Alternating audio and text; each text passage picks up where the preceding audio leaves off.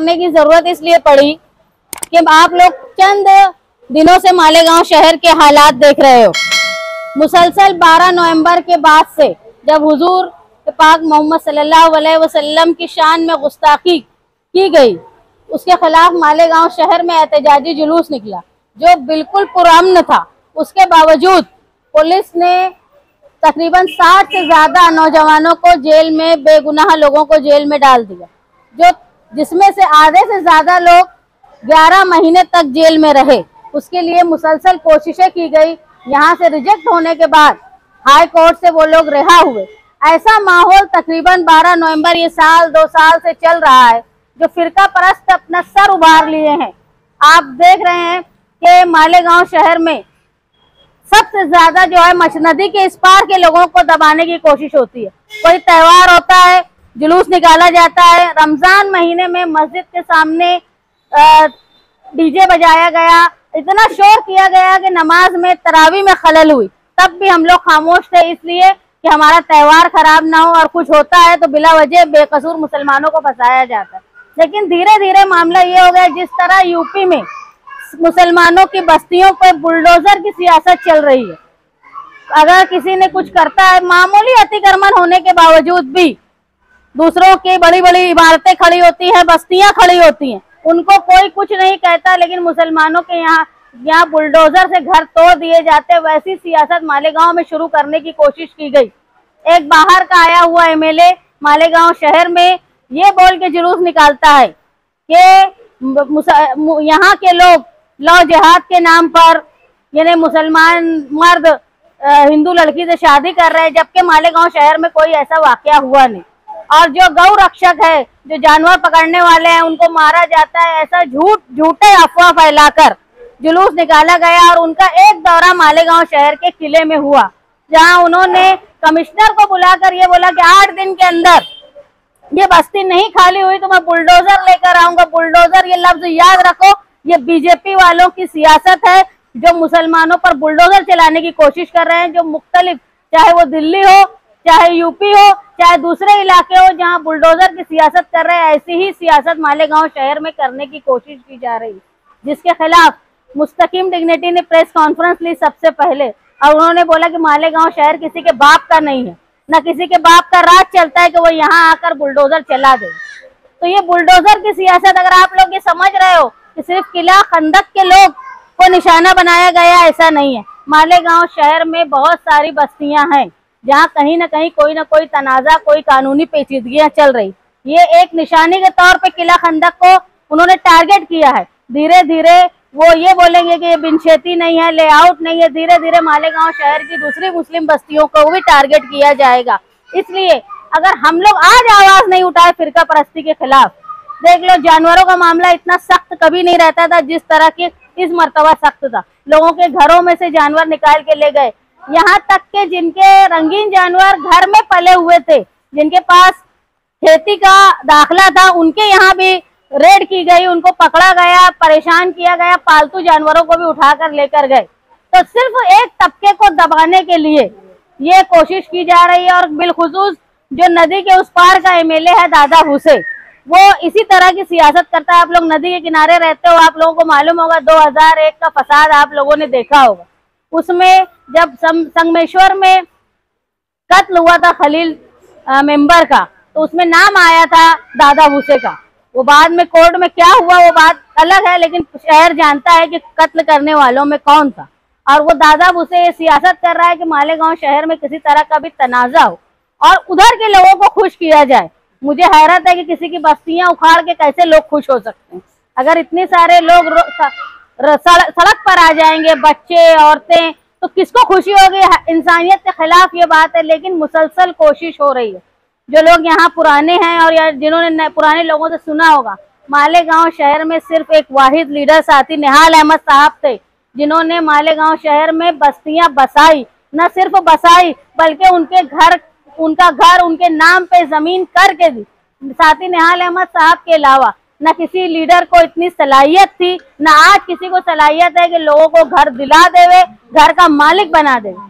जब ये बस्ती का मामला साथी निहाल अहमद साहब के सामने आया, तो उस वक्त साहब ने ये बात कही थी कि जो जहाँ रहता है उसको उस घर का मालिक बनाया जाए। अगर तुम चाहते हो कि कच्ची बस्तियां नहीं रहे तो उनको कर्ज दो, बिना सूद के कर्ज दो और वो अपने घर को पक्का बना ले। और यही डिमांड हमने मालेगांव शहर के तमाम बस्तियों के लिए की थी कि जो जहाँ रहता है उसको वहाँ कर्ज दिया जाए बिना सूद के, गवर्नमेंट कर्ज दे और वहाँ हम पक्के घर बनाए जाए। लेकिन 11,000 कॉलोनी बनी, जो लोग यहाँ रहते होंगे उनको मालूम होगा 11,000 कॉलोनी की क्या हालत है।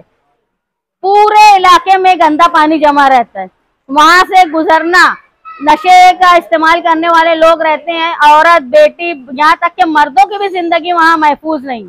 साथ ही न्यायालय अहमद साहब ने सख्त मुखालफत की थी 11,000 कॉलोनी की। उन्होंने कहा था जो जहाँ रहता है उसको उसके घर का मालिक बनाया जाए, 7/12 के उतारे पे उनका नाम हो और वो यहीं पे पक्के मकान, अगर आप चाहते हो कि पक्के मकान में रहे तो कारपोरेशन और गवर्नमेंट उनको कर्ज दे। उसी सिलसिले को हम लोग चलाते हुए, साथी निहाल अहमद साहब के सिलसिले को चलाते हुए हम लोग भी ये कोशिश करते हैं। और कई जगह जहाँ बस्तियों पे आफत आती है, लोग सिर्फ साथी निहाल अहमद साहब की पार्टी की तरफ देखते हैं कि उनको मालूम है ये कानूनी मालूमात किनको है और कौन लड़ सकता है। आप लोगों से मेरी ये दरख्वास्त है कि ये बस्ती जो है वो साथी निहाल अहमद साहब के वक्त से बसी हुई है। कहीं ना कहीं उनको मानने वाले लोग यहाँ आबाद थे। आप लोगों के लिए मदद करना ये हमारी जिम्मेदारी और शहर का अम्न बरकरार रखना। अगर ये बस्ती पर गंदी नजर फिरका परस्तों की पड़ गई तो ये पहली बात नहीं होगी, ये सिलसिला शुरू होगा जो मुसलसल मालेगांव शहर के दूसरे इलाकों में किसी न किसी बहाने से बुलडोजर चलाने की कोशिश की जाएगी। आप देखेंगे हर साल यहाँ से जाते हैं लोग यात्रा के लिए, मुसलमान लोग उनको पानी का इंतजाम करते हैं, शरबत का इंतजाम करते हैं, यहाँ तक के रमजान के अय्याम में भी अपने लोगों ने उनको पानी पिलाया। लेकिन क्या हुआ कि वो जाते हुए सड़कों पर उन्होंने दुकानों को तोड़ फोड़ की, पुलिस खड़ी थी। 12 नवंबर में कोई तोड़ फोड़ नहीं होने के बावजूद भी साल भर लोग जेल में रहे, लेकिन इन्होंने दुकानों को तोड़ फोड़ की, इसके बावजूद भी इनके ऊपर कोई केस नहीं बनाया गया। तब भी जनता दल की तरफ से मांग हुई और उनके ऊपर केस बना। अगर हम खामोश रहेंगे और हम पे जुल्म लोग करते रहेंगे और सिर्फ यही बोलेंगे कि मसलहत है खामोश रहो, तो धीरे धीरे तुम्हारा घर, तुम्हारे घर के नौजवान ये महफूज नहीं रहेंगे, बिला वजह केस में फंसाया जाएगा। देख रहे हैं आप, कुछ लोग तो ऐसे हैं जो साल भर जेल में रहते हैं, उनको मालूम भी नहीं है कि क्यों जेल में रखा जा रहा है, ना उनको कोर्ट में लाया जाता है।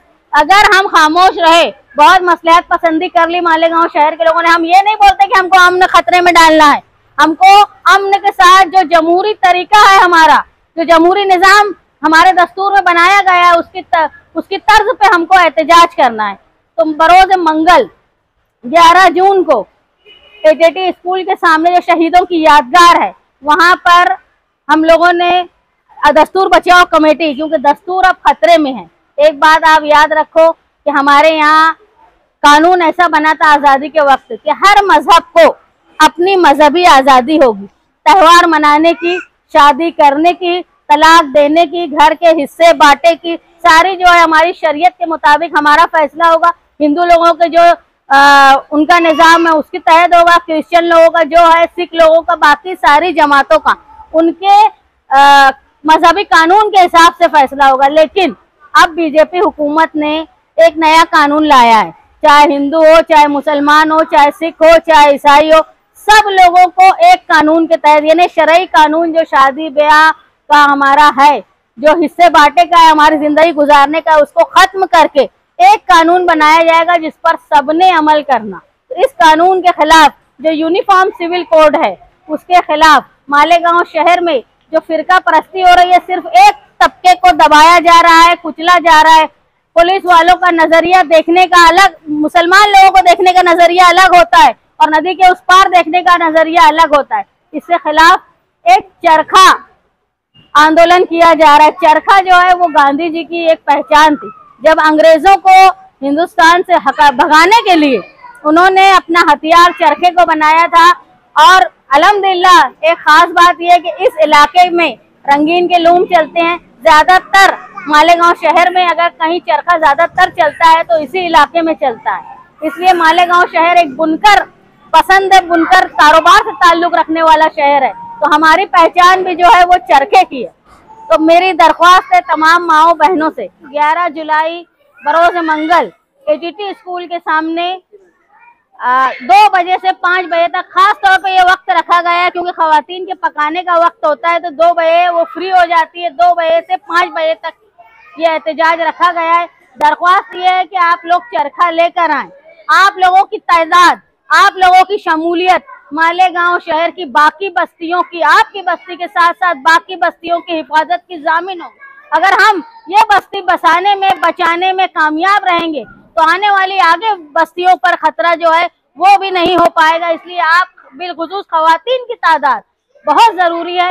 चरखा वहाँ हमने सिंबॉलिक अलामती तौर पे रखा है ताकि ये लगे कि जिस तरह गांधी जी अंग्रेजों को भगाने में चरखे के दम से कामयाब थे, हम भी फिरका परस्तों की चालों को, उनके इरादों को हमारी जमहूरी हक से औरतें चरखे से भगाने की कोशिश करेंगी। आप लोगों से दरख्वास्त है बड़ी तादाद में आप लोग वहां तशरीफ लाओ।